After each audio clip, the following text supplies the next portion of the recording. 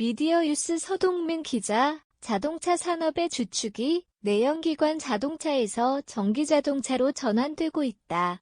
세계 유수의 자동차 제조사가 100년 동안 자동차의 심장 역할을 한 엔진 연구, 개발을 중단하고 전기자동차 연구, 개발에 열을 올리고 있는 상황에서 이미 시작된 변화의 흐름은 멈출 수 없다는 것을 시사한다.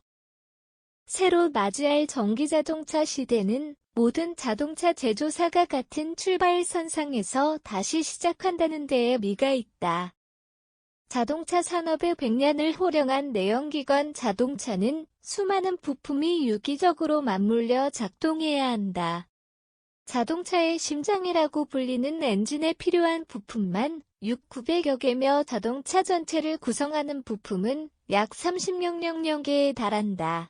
수만 개의 부품이 유기적으로 작동해야 할 뿐 아니라 안전성과 상품성까지 고려해야만 한 대의 자동차가 시판될 수 있다는 말이다.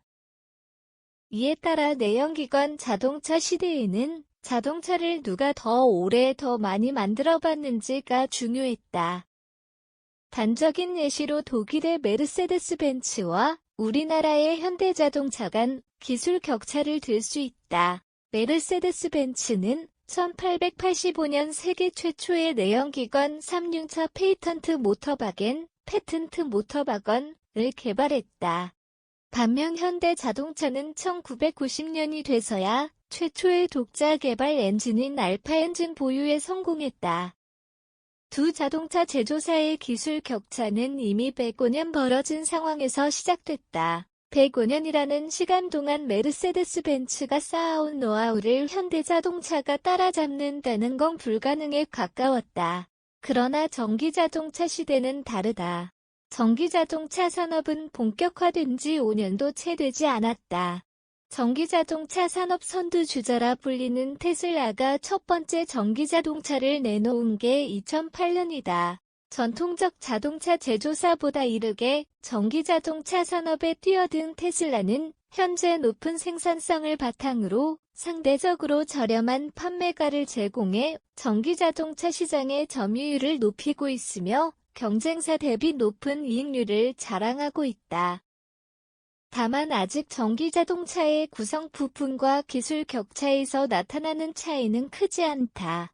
전기모터 배터리 전장 부품 등 전기자동차의 핵심 부품 간 성능에서 이렇다 할 기술 격차를 찾기 힘들다. 자동차 제조사 간 기술 격차가 크지 않다는 점은 한국 자동차 산업의 양날의 검으로 작용한다. 대규모 자본을 바탕으로 한 중국 전기차 산업이 한국 자동차 산업을 바짝 추격하고 있기 때문이다. 내연기관 자동차 시대 후발주자로 나선 국산 자동차는 이른바 가성비로 북미 및 유럽 시장을 공략했다. 그러나 전기차 시대 가성비를 내세우며 세계 시장을 공략하고 있는 건 중국산 전기차다. 전기차의 구조 단순화와 일찍이 시작된 중국의 대규모 배터리 산업은 중국 전기차 산업의 연료가 됐다. 앞서 언급한 대로 전기차는 내연기관 자동차에 비해 구조가 간단하다. 이에 전자제품을 만들던 샤오미도 전기차를 개발해 지난 12월 공개한 상황이다. 또한 현재 중국은 캐틀과 BYD라는 거대 배터리 기업을 보유하고 있다.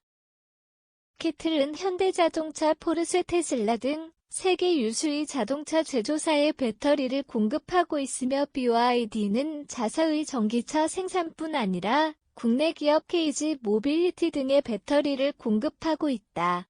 중국이 배터리 산업에 강할 수 있는 이유는 배터리 원료에 대한 점유율이 높기 때문이다.